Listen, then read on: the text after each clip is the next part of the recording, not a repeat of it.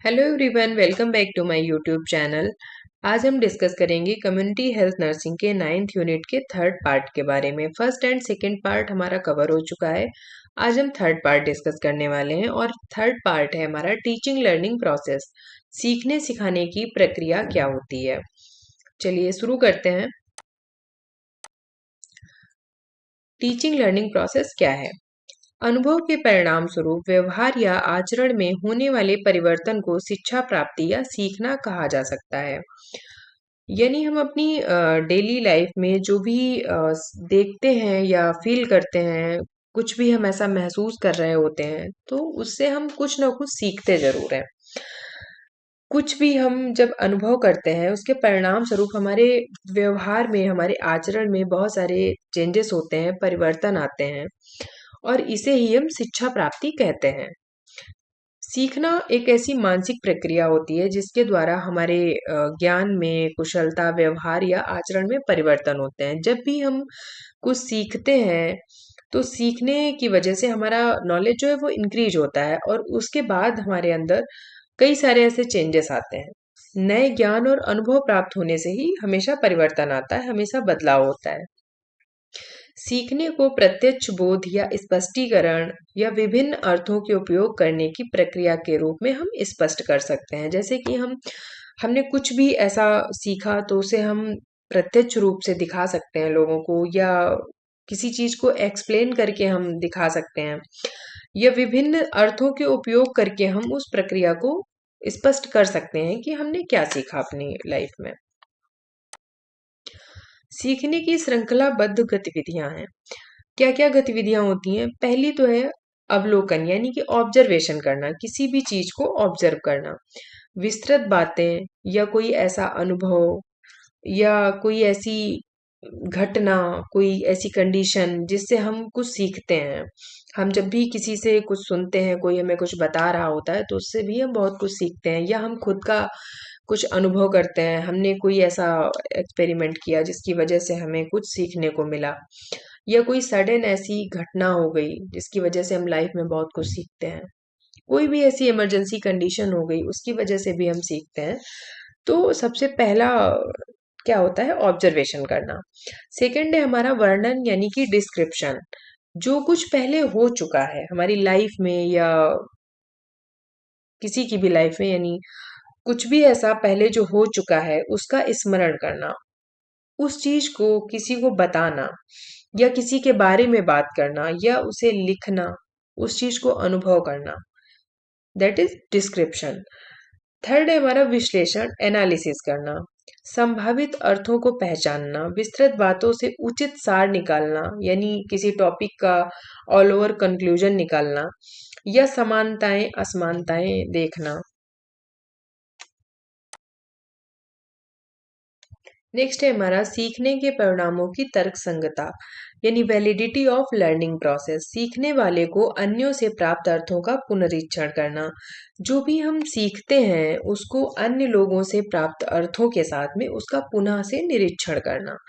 Next है हमारा evaluation, मूल्यांकन करना। प्रयोगों द्वारा सीखने के परिणामों का परीक्षण। नई पद्धति सीखने वालों और सीखने की प्रक्रिया पर केंद्रित है। जैसे कि सामुदायिक स्वास्थ्य कार्य में स्वास्थ्य कार्यकर्ता एक सीखने वाले के साथ साथ एक अध्यापक भी होता है, यानी वो खुद भी सीख रहा होता है और वो दूसरों को सिखा भी रहा होता है। इसमें ज्ञान, अनुभव व विचारों का आदान प्रदान होता रहता है। ठीक है, तो सीखने की जो हमारी गतिविधियां हैं वो क्या है? सबसे पहले तो हम ऑब्जर्व करते हैं, देन हम डिस्क्रिप्शन करते हैं, किसी चीज का वर्णन करते हैं, फिर हम उसे एनालिसिस करते हैं। एनालिसिस के बाद में हम वैलिडिटी ऑफ लर्निंग प्रोडक्ट, यानी कि उसका पुनः से निरीक्षण करते हैं, और लास्ट में हम उसको इवेलुएट करते हैं कि हमने क्या सीखा और उसका क्या परिणाम निकला।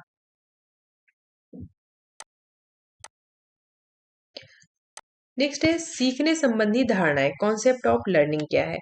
सीखने का अर्थ सोचने, समझने या करने के तरीकों में परिवर्तन से है। सीखने का अर्थ है किसी एक संदेश को सुनने या लिखने के पश्चात याद करना नहीं होता है। देखिए, सीखने का मतलब ये नहीं होता है कि किसी चीज को हमने सुना या हमने देखा तो उसको हमने याद कर लिया। याद करने के कुछ दिन के बाद आप फिर से भूल जाएंगे। तो एक चीनी कहावत है, यदि मैं सुनता हूँ तो मैं भूल जाता हूँ, यदि मैं देखता हूँ तो मैं याद रखता हूँ, यदि करता हूँ तो मैं जानता हूँ, अतः करके सीखना यानी लर्निंग बाय डूइंग। जैसे कि आप कुछ भी सुन रहे हैं, कोई स्टोरी सुन रहे हैं तो उसे कुछ टाइम के बाद में आप भूल जाएंगे। अगर वही चीज आप देख रहे हैं, आपने सेल्फ ऑब्जर्व किया है, उसे देखा है, तो वो आपको याद रहेगी हमेशा। और अगर कुछ आपने किया है यानी अपनी लाइफ में कुछ भी आपने ऐसा किया है जिससे आपको बहुत बड़ा सबक मिला है, बहुत बड़ी सीख मिली है, तो वो हमेशा आपको याद रहेगी। ठीक है। तो लर्निंग बाय डूइंग यानी करके सीखना, यही सीखने की सबसे सर्वोत्तम टेक्निक होती है। यह कहावत करने और सीखने के महत्व को बताती है। संदेश न सिर्फ लिया जाता है, यानी कोई भी मैसेज अगर हमें मिलता है तो उसे हम सिर्फ सुनते नहीं है, देखते नहीं है, उससे हम सीखते हैं और अपने बिहेवियर में चेंजेस लाते हैं। ठीक है। सीखने वालों के लक्षण।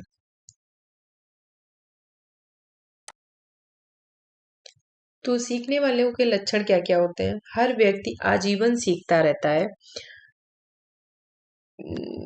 इंसान जो है वो अपनी पूरी लाइफ में कुछ ना कुछ सीखता ही रहता है। लोग अलग अलग तरीकों से सीखते हैं, कुछ लोग जल्दी सीख जाते हैं और कुछ धीरे धीरे सीखते हैं। तो हर किसी की क्षमता जो है वो अलग अलग होती है। कोई सिर्फ देख कर ही सीख जाता है या किसी दूसरे के एक्सपीरियंस से ही सीख जाता है, और कोई खुद गलतियां करने के बाद भी नहीं सीख पाता है। तो सीखने हेतु किताबों व आधुनिक उपकरणों जैसे radio, television, cinema, tape recorder का उपयोग करना। सीखना लक्ष्य केंद्रित एवं शुद्ध प्रक्रिया। सीखने की प्रक्रिया निष्क्रिय की अपेक्षा सक्रिय ज्यादा। सीखने की प्रक्रिया से प्रेरणा और लक्ष्य प्राप्त करने की इच्छा। सीखना प्रत्यक्ष व प्रासंगिक अनुभव से प्राप्त होता है, यह एक आजीवन प्रक्रिया है। तो ये सीखने के लक्षण होते हैं। तो सीखने के लिए हम जैसे रेडियो से सीख सकते हैं, टेलीविजन देखकर हम सीख सकते हैं, टेप रिकॉर्डर का उपयोग करके हम कुछ भी सुन के सीख सकते हैं। तो जो हमारा सीखने का लक्ष्य जो होता है, उस मतलब लक्ष्य केंद्रित होना चाहिए और एक शुद्ध प्रक्रिया होनी चाहिए। जो भी हम सीख रहे हैं उसके लिए एक सिंपल प्रोसेस होना चाहिए सीखने का हमारा, और हमारा लक्ष्य जो है वो पहले से डिसाइड होना चाहिए कि हम ये क्यों सीख रहे हैं, इससे हमें क्या सीखना है। सीखने की प्रक्रिया जो है वो निष्क्रिय नहीं होनी चाहिए, निष्क्रिय की अपेक्षा सक्रिय ज्यादा होनी चाहिए। यानी हम जब भी कुछ सीख रहे हैं तो हम एकदम एक्टिव मोड में होने चाहिए। सीखने की प्रक्रिया से हमें प्रेरणा और लक्ष्य प्राप्त करने की इच्छा होनी चाहिए। ऐसा नहीं है कि कोई भी हमें कुछ भी बता रहा है, हमने बस सुन लिया और थोड़ी देर के बाद में भूल जाए। हम अगर कुछ सुन रहे हैं, देख रहे हैं, कुछ कर रहे हैं, तो उससे हमारे लक्ष्य प्राप्त करने की जो इच्छा है वो प्रबल होनी चाहिए कि हमें ये चीज सीखनी है। सीखना प्रत्यक्ष एवं प्रासंगिक अनुभव से होता है। कुछ भी हम सीखते हैं तो जो हमारा इजी वे होता है वो ये होता है कि लर्निंग बाय डूइंग, हम कुछ भी करके जल्दी सीखते हैं। ठीक है। और ये एक आजीवन प्रक्रिया होती है। सीखने की प्रक्रिया के चरण क्या क्या होते हैं? तो लर्निंग प्रोसेस के क्या क्या स्टेप्स होते हैं, चलिए हम देखते हैं। सीखने की प्रक्रिया में महत्वपूर्ण बातों को निम्नलिखित 6 पहलुओं में विभाजित किया गया है, यानी कि 6 स्टेप हैं। तो फर्स्ट हमारा क्या है? लक्ष्य, गोल। सीखने वाला प्रेरित होकर एक लक्ष्य निर्धारित कर लेता है। जो भी लर्नर होता है उसका एक जो टारगेट है वो पहले से डिसाइड होता है कि हमें क्या सीखना है। ठीक है। वह इसके प्रभाव प्राप्त करना सॉरी वह इसके प्रभाव को प्राप्त करना चाहता है, जिसका जिज्ञासापूर्ण स्वभाव उसे हमेशा नई बातें और योग्यता अर्जित करने के लिए बाध्य करेगा। तो हमारा गोल जो है वो पहले से डिसाइड होना चाहिए कि हम जो कर रहे हैं उसका हमें क्या रिजल्ट मिलेगा, हमें इससे क्या सीखना है। ठीक है। नेक्स्ट है हमारा प्रोत्साहन, या फिर हम इसे प्रेरणा भी कह सकते हैं। ठीक है। प्रोत्साहन या प्रेरणा यानी कि स्टिमुलस। सीखने वाले को किसी बाह्य साधन द्वारा सुझाव या मार्गदर्शन मिलता है। एग्जाम्पल है शिक्षक, श्रव्य दृश्य साधन, कुछ चीजें और व्यक्ति उसकी पसंद के लिए उपलब्ध रहती हैं। यानी सीखने वाले के लिए बाहरी कोई भी ऐसा साधन हो या कोई सुझाव हो या कोई मार्गदर्शन हो जिसकी वजह से वो सीख सके। इसके लिए कोई टीचर भी हो सकता है, ठीक है, जैसे टीचर स्टूडेंट क्लास का एग्जाम्पल आप ले सकते हो, या कोई श्रव्य दृश्य साधन हो सकता है जो हमने फर्स्ट एंड सेकेंड पार्ट में डिस्कस किया हुआ है। नेक्स्ट है हमारा परसेप्शन यानी कि प्रत्यक्ष बोध। सीखने वाला प्रेरणाओं की व्याख्या करके पिछले अनुभवों से उनका संबंध स्थापित करता है। जो भी लर्नर होता है वह प्रेरणाओं की व्याख्या करके जो भी उसने पहले सीखा है उनके अनुभव से संबंध स्थापित करता है, यानी रिलेट करता है। जो भी उसने पहले सीखा है उससे वो नई सीखने वाली चीजों को रिलेट करता है। और यदि उसको प्रेरित किया तो वह कई प्रतिक्रियाओं के निष्कर्ष के बारे में सोचता भी है। और अगर जो भी मतलब लर्नर है वो सीख रहा है कोई चीज, अगर वो सीखने की क्रिया से प्रेरित हो रहा है, उस पर इफेक्ट हो रहा है, तो वो क्या करता है, उन प्रतिक्रियाओं के निष्कर्ष के बारे में सोचता है। यानी ऑल ओवर कंक्लूजन क्या है, वो खुद से फील करता है। नेक्स्ट है हमारा रेस्पॉन्स यानी कि प्रतिक्रिया। सीखने वाला प्रेरणाओं और प्रोत्साहनों के प्रति प्रतिक्रिया उस रूप में करता है तो उसे उचित एवं संतोषप्रद लगती हैं। वह अपने वर्तमान कार्य में उस पूर्व में प्राप्त ज्ञान और बुद्धिमानी का समावेश करता है। यानी लर्नर कुछ अगर सीख रहा है और उसकी प्रतिक्रिया वो अ, प्रोत्साहन के रूप में दे रहा है, प्रेरणा के रूप में दे रहा है, तो इससे क्या है, वो उसे उचित और संतोषप्रद लग रही है। यानी उसने जो भी वर्तमान कार्य में उस पूर्व में प्राप्त ज्ञान और बुद्धिमानी का समावेश किया, जो भी उसने पहले सीखा था उससे रिलेट करके उसने प्रतिक्रिया की है। ठीक है, नेक्स्ट है हमारा रिजल्ट। इसमें प्रतिक्रिया या तो स्वीकार कर ली जाती है या त्याग दी जाती है। यदि प्रतिक्रिया सीखने वाले को संतोषप्रद लगी यानी उसे अच्छी लगी तो वह अपने कार्य के नए प्रकार को पूरा बनाने के लिए उसके द्वारा पूर्व में किए गए कार्यों से अधिक शक्ति प्रदान करेगा। यदि प्रतिक्रिया असंतोषप्रद है तो वह अपने आप को ठहरा हुआ महसूस करता है और वह कोई नई बातें सोचकर उसको स्वीकार कर लेता है। ठीक है, नेक्स्ट है हमारा इंटीग्रेशन यानी एकीकरण। यह एक दूसरे के प्रति पूर्व में प्राप्त या नए अनुभवों के साथ नई प्रतिक्रिया का एकीकरण या आत्मसातकरण करते हैं। सीखने वाले की विशेषताएं, कैरेक्टरिस्टिक ऑफ लर्नर। क्या क्या विशेषताएं होनी चाहिए? सीखना तभी संभव है जब सीखने वाले को सीखने की इच्छा हो। उसे सीखने में रुचि रखना जरूरी है। उसे सक्रिय रूप से सहयोग देना चाहिए। यानी किसी भी इंसान को आप जबरदस्ती कुछ नहीं सिखा सकते जब तक लर्नर का खुद का इंटरेस्ट ना हो। ठीक है, नेक्स्ट है सीखने वाले में उचित योग्यताएं होनी चाहिए, अनुभव की पर्याप्त पृष्ठभूमि होनी चाहिए, पर्याप्त मानसिक परिपक्वता होनी चाहिए और सीखने की तत्परता होनी चाहिए। ठीक है, जब नई बातों का पुरानी बातों से कुछ संबंध हो तथा सीखने वाला अधिक शीघ्रता से सीख सकता है। यानी पहले अगर आपने कुछ सीखा है, उससे जुड़ी हुई बातें हैं, उससे कुछ रिलेट करके आप नया सीखने की कोशिश कर रहे हो तो आप जल्दी सीख सकते हो। सीखने वाले को सीखने के लिए प्रेरित करना चाहिए। प्रेरित करने से सीखने के प्रयत्न की तीव्रता जागृत हो जाती है और निरंतर जारी भी रहती है, निर्धारित होती है। प्रेरणा से व्यवहार में गति भी होती है। नेक्स्ट है हमारा व्यवहार के अधिक प्रभावी आदर्श प्राप्त करने के लिए सीखने वाले को लक्ष्य निर्देश अस्थायी परीक्षण करना आवश्यक है। यानी जो भी हम सीख रहे हैं उसका हमें अस्थायी परीक्षण करना आवश्यक है। रैंडमली हमने पुनरीक्षण कर लिया कि हमने क्या सीखा है। व्यक्तियों द्वारा उठाई गई समस्याओं को संगठित कर सामान्य रूप देना। जो भी लोगों की समस्याएं हैं उनको संगठित करके उनको एक नॉर्मल तरीके से इजी वे में उनके सामने एक्सप्लेन करना। सीखने वाले व्यक्ति में ना तो मानसिक अस्वस्थता हो ना ही किसी प्रकार की चिंता होनी चाहिए, तभी आप जल्दी सीख सकते हैं। सीखने के दौरान दो या दो से अधिक संवेदनाओं का उपयोग करना चाहिए। सीखने वाले को अपनी सीखने की प्रगति का ज्ञान होना चाहिए। सीखने वाले के स्वयं को उसका मूल्यांकन करना आना चाहिए। सीखने वाले को निपुणता का व्यवहार भी करना चाहिए। सीखने वाले को तथ्यों में संबंध स्थापित करना चाहिए। सीखने वाले को अपने रुख में परिवर्तन भी करना चाहिए, क्योंकि बिना परिवर्तन के आप कुछ भी नहीं सीख सकते हैं। सीखने वाले को गुण दोष क्षमता विकसित करनी चाहिए, अपनी एबिलिटी को इंक्रीज करना चाहिए। नेक्स्ट है हमारा सीखने की विधियां, यानी कि मेथड ऑफ लर्निंग। सीखने की प्रक्रिया में व्यक्ति अनेक विधियों और क्रियाओं से सीखता है, जो कि निम्न है। जैसे कि सुनना, लिसनिंग, या डिस्कशन करने से, किसी बात पर चर्चा करने से हम सीख सकते हैं, या किसी चीज को पढ़कर यानी बुक रीडिंग करके हम सीख सकते हैं। मूल्यांकन करके, इवेल्युएशन करके कि हमने पहले क्या किया और उसका इवेल्युएशन किया तो हमें पता चला कि हमने क्या सीखा है। नेक्स्ट टाइम हम जब भी कुछ सीखेंगे तो हम अपनी एबिलिटी को और इंक्रीज कर लेंगे। डिस्कवरी, खोज करके, अभ्यास, प्रैक्टिस करके, तो हम इतनी प्रक्रियाओं से सीख सकते हैं।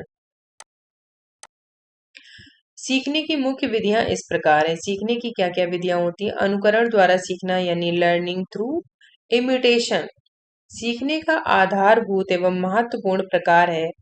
बच्चे अधिकांश तथा अनुकरण से ही सीखते हैं, यानी दूसरे की क्रिया में या व्यवहार को सचेतन रूप से स्वीकार करने की प्रक्रिया के रूप में अनुकरण को परिभाषित किया जाता है।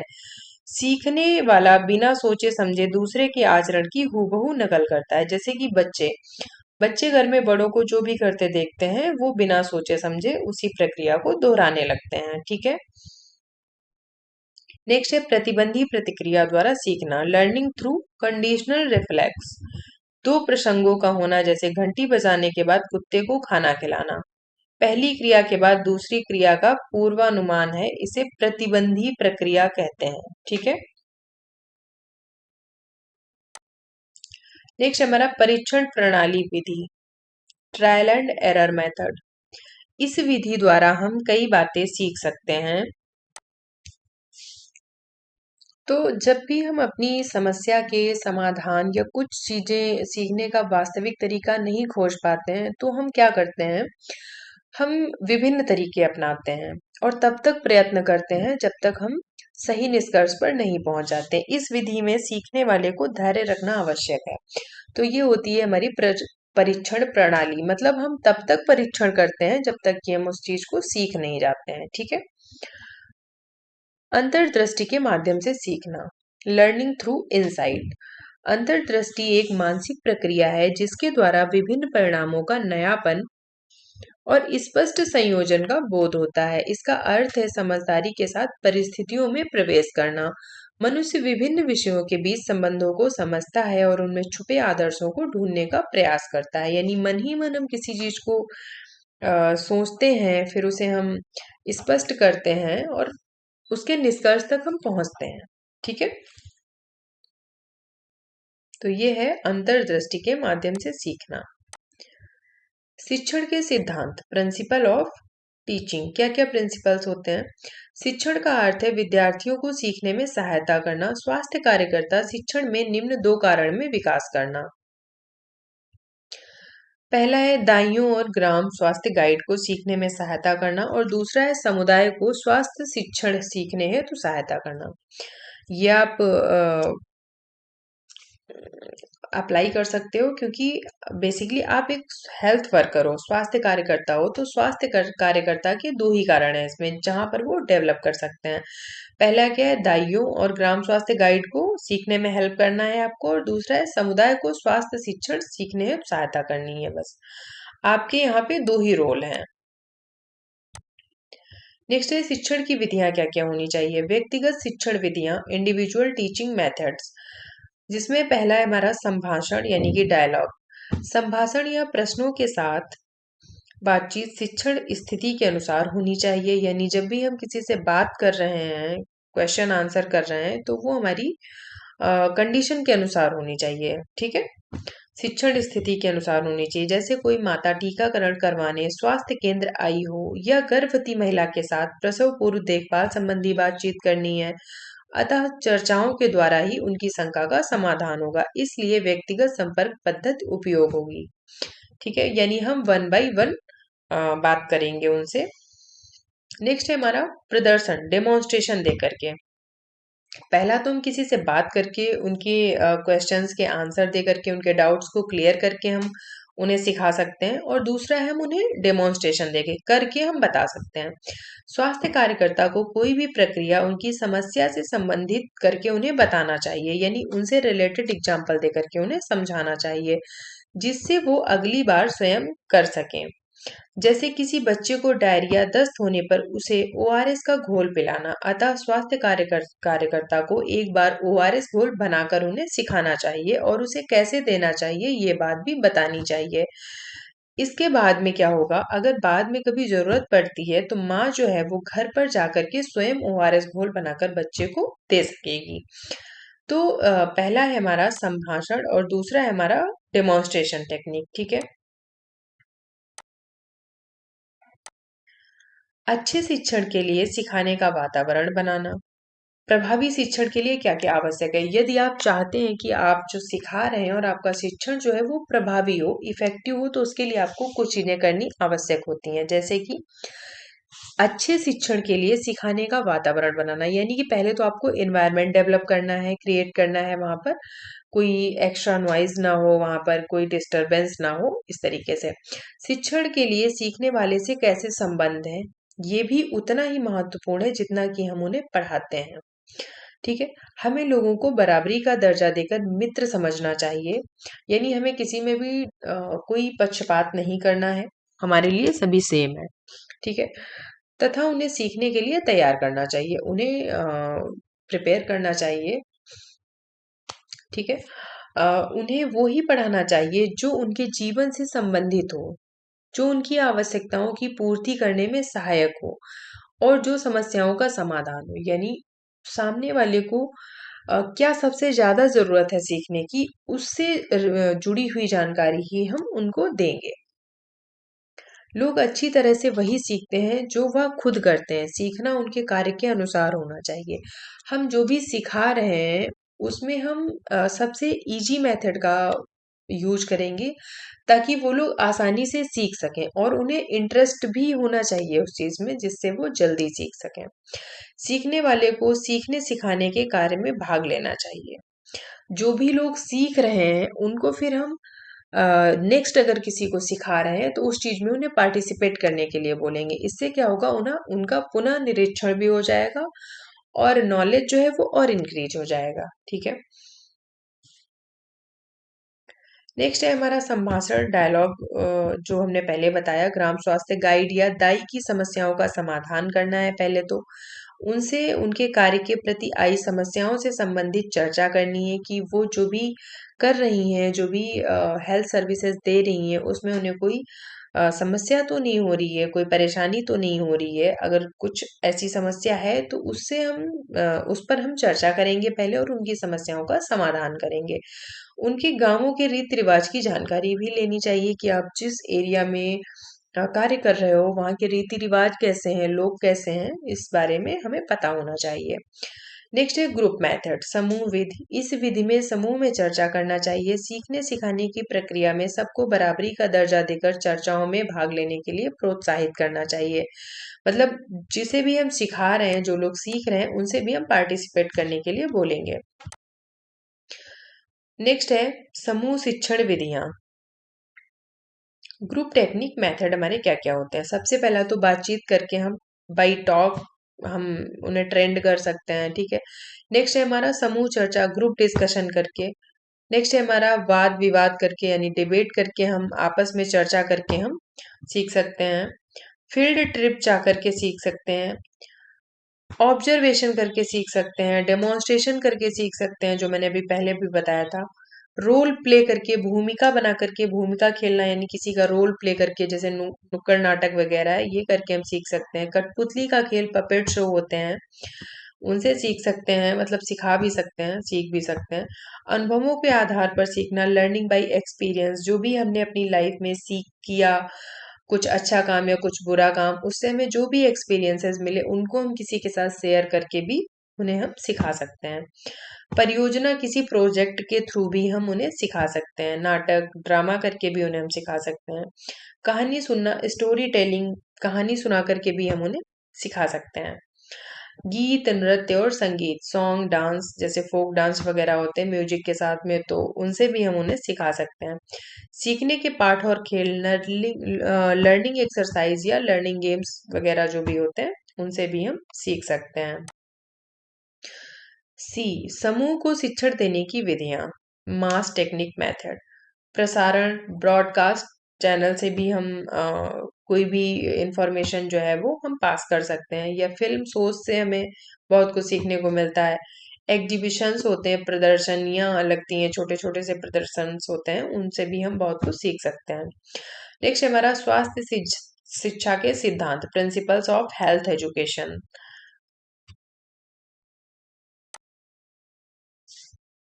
तो प्रिंसिपल्स हमारे ये होंगे, स्वास्थ्य संबंधी समस्याओं व आवश्यकताओं के अनुरूप होने चाहिए, जैसे कि योजना निर्माण, समझ व ज्ञान के अनुरूप होना चाहिए, सरल व स्पष्ट भाषा का उपयोग करना चाहिए, सक्रिय भागीदारी होनी चाहिए, शांत वातावरण होना चाहिए, श्रव्य दृश्य उपकरणों का उपयोग होना चाहिए और पुनरावृत्ति भी होनी चाहिए और मूल्यांकन भी होना चाहिए। तो बेसिकली प्रिंसिपल्स जो हैं वो ये होते हैं, यानी हम कुछ भी अगर सिखा रहे हैं तो उसका हमें पहले से प्लान करना है, योजना निर्माण यानी प्री प्लानिंग, कि हम क्या करेंगे, कैसे करेंगे, ये सारी चीजें पहले से डिसाइड होनी चाहिए। लैंग्वेज या समझ और उनके ज्ञान के अकॉर्डिंग ही हम चीजों को प्लान करेंगे कि किस लैंग्वेज में वो ज्यादा कंफर्टेबल है। इजी लैंग्वेज का उपयोग करेंगे और सक्रिय भागीदारी, यानी हम उनसे क्वेश्चन आंसर भी करेंगे। एनवायरनमेंट जो है वो अच्छा होना चाहिए।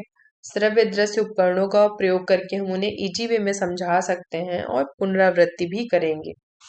ठीक है, लास्ट में हम निरीक्षण, मूल्यांकन करेंगे, इवेल्युएशन करेंगे। स्वास्थ्य शिक्षा गतिविधियों की योजना, प्लानिंग हेल्थ एजुकेशन एक्टिविटीज। स्वास्थ्य शिक्षा संबंधी आवश्यकताओं का निदान, diagnosis of health education needs.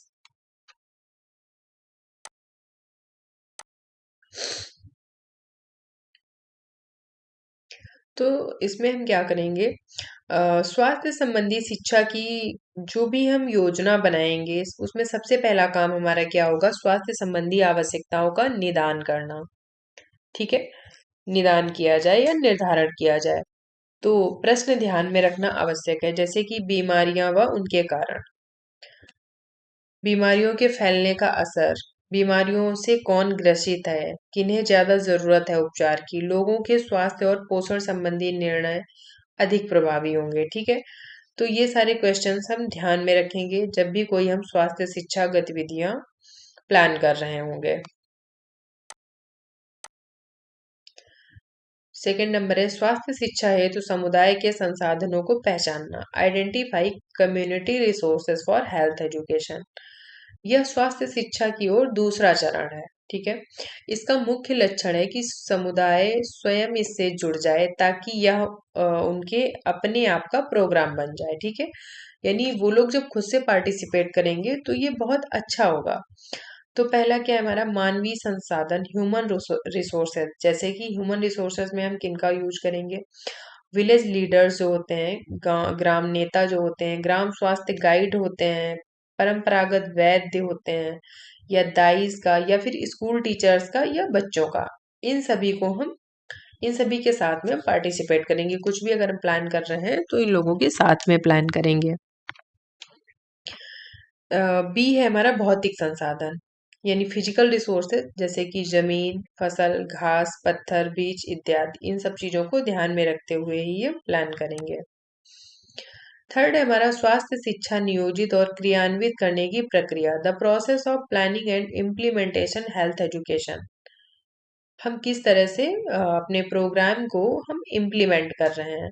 समुदाय की स्वास्थ्य शिक्षा आवश्यकताओं के निदान और मूल्यांकन से संबंधित इसका अगला चरण प्रभावी स्वास्थ्य कार्यक्रम की योजना बनाना है, जो कि निम्न है। उद्देश्यों को निश्चित करना, यानी डिसाइडिंग ऑब्जेक्टिव्स, जो करना है उस विषय का चयन करना। ठीक है, विधि, मार्ग व शिक्षण के उचित संसाधनों का चयन करना कि हम कोई भी हेल्थ एजुकेशन दे रहे हैं तो उसके लिए हम कौन सी विधि टेक्निक का यूज कर रहे हैं, कौन से वे का यूज कर रहे हैं, ठीक है। इन सारी चीज़ों का, किस साधन का हम श्रव्य दृश्य या जो भी साधन का उपयोग कर रहे हैं, इन सारी चीज़ों का हम डिसाइड करेंगे।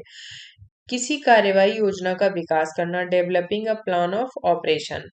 नेक्स्ट, मूल्यांकन करना और क्रियाओं का अनुपरीक्षण करना, ठीक है। तो ये सारे मेथड जो हैं वो करने हैं।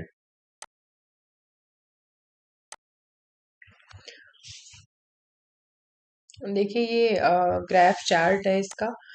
तो इसमें फर्स्ट प्रोसेस क्या है, डायग्नोसिस ऑफ। आप इस तरह से भी लर्न कर सकते हो या एग्जाम में अगर आता है तो ऐसे भी आप डायग्राम बना सकते हो। तो फर्स्ट स्टेज है हमारी diagnosis of health education needs, यानी हमारी बेसिक नीड्स क्या है, हेल्थ एजुकेशन हमें किस टॉपिक पे देना है, ठीक है, किस डायग्नोसिस पे देना है। सेकंड है हमारा identifying community resources and health education. हम सबसे पहले तो रिसोर्सेज को आइडेंटिफाई करेंगे, ठीक है, कि हमें कहाँ पर देना है, किस पे देना है, ये सारी चीजें। थर्ड है हमारा the process of planning and implementation health education. हम सबसे पहले प्लान करेंगे कि हमारे हेल्थ एजुकेशन को इम्प्लीमेंट करने का प्रोसेस क्या होना चाहिए, ठीक है।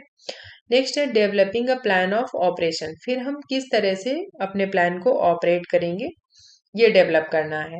नेक्स्ट है हमारा एजुकेशन, हमने क्या एजुकेशन दिया, फिर हम फॉलो अप करेंगे एक्टिविटी को और रीअसेसमेंट करेंगे, ठीक है। नेक्स्ट है हमारा व्यवहार परिवर्तन संप्रेषण, बीसीसी में एफएसडब्ल्यू की भूमिका, उत्तरदायित्व, यानी role and responsibilities of FSW in behavioural changes communication. एक महिला स्वास्थ्य कार्यकर्ता की क्या भूमिका होती है, ठीक है। लोगों का विश्वास प्राप्त करना, तभी लोगों के स्वास्थ्य व्यवहार में परिवर्तन होगा। जब तक आप ट्रस्ट नहीं गेन करोगे तब तक उनके हेल्थ में आपको चेंजेस देखने को नहीं मिलेंगे, बिकॉज वो आप पे ट्रस्ट ही नहीं करेंगे। जब ट्रस्ट नहीं करेंगे तो आपकी बात भी नहीं मानेंगे वो, ठीक है। स्वास्थ्य व्यवहार परीक्षण के कारण ढूंढना, स्वास्थ्य व्यवहार परिवर्तन के कारण ढूंढना, हम जो है हेल्थ बिहेवियर को उनके कैसे चेंज करेंगे इसके रीजन ढूंढना। संप्रेषण प्रभावकारी बनाना, जब भी हम किसी से बातचीत कर रहे हैं तो उसको इफेक्टिव बनाना। बीसीसी के लिए व्यक्तियों की पहचान करना, यानी किन लोगों के बिहेवियर चेंज करने की हमें नीड है, उनकी पहचान करना। संप्रेषण के उद्देश्यों को पहचानना, हम उनसे जो टॉक कर रहे हैं, जो हम बात कर रहे हैं, संप्रेषण विधि का प्रयोग कर रहे हैं, उसका हमारा उद्देश्य क्या है, ठीक है। प्रोग्राम हेतु संप्रेषण देना, किसी प्रोग्राम के लिए पहले से संप्रेषण संदेश देना, यानी उनको इन्फॉर्मेशन पहले से प्रोवाइड कराना कि हम कोई प्रोग्राम करना चाह रहे हैं। संदेश को प्रभावकारी रूप से बताना, आप अगर किसी कुछ भी मतलब इन्फॉर्मेशन अगर आप पास कर रहे हैं, किसी को बता रहे हैं, तो उसे प्रभावकारी बनाना, इफेक्टिव करके इफेक्टिव बनाना है आपको, ठीक है। लोगों के सुझावों व विचारों को जानना, लोग क्या उस चीज पर रिएक्ट कर रहे हैं, उनके विचार क्या है, इस चीज को जानना बहुत ही आवश्यक है, ठीक है। प्रोग्राम को प्रभावी बनाना, जो भी हम प्रोग्राम को प्लान कर रहे हैं उसे हम प्रभावी तरीके से इम्प्लीमेंट करेंगे। इन सभी प्रयत्नों में बीसीसी के कारण लोगों के व्यवहार में परिवर्तन करना महिला स्वास्थ्य कार्यकर्ता का प्रमुख कार्य है, ठीक है। तो जो फीमेल हेल्थ वर्कर हैं, जो एएनएम है, उनके जो कार्य होते हैं वो हैं ये। आपका 9th यूनिट जो है वो कंप्लीट हो गया है, थर्ड पार्ट में पूरा कंप्लीट हो चुका है। नेक्स्ट हम 10th यूनिट में डिस्कस करेंगे, 10th यूनिट पे। तो थैंक यू सो मच, मिलते हैं नेक्स्ट वीडियो में। Thank you.